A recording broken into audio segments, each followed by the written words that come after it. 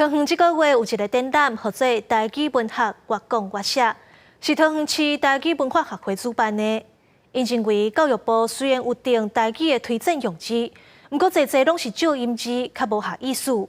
学会认为有较妥当的汉字会当表现，希望透过展览，和大家做伙来交流。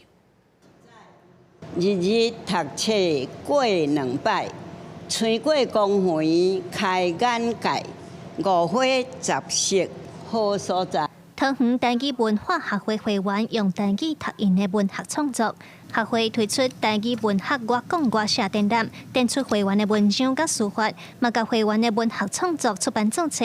民众若是想要了解台语音安怎读，内底更有 QR code 扫一个就听会到。因毋望透过展览和册推广台语汉字的书写。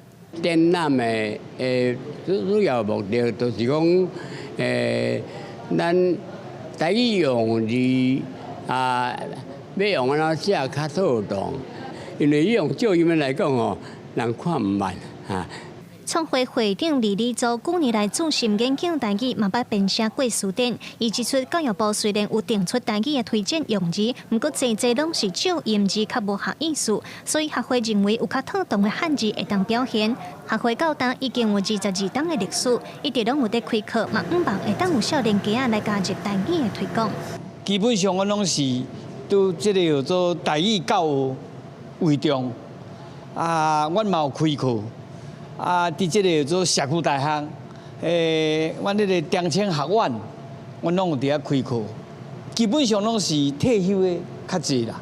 阮嘛足希望讲做有较少年的有要来遮来，算讲做甲咱的母语，过来甲传承落去。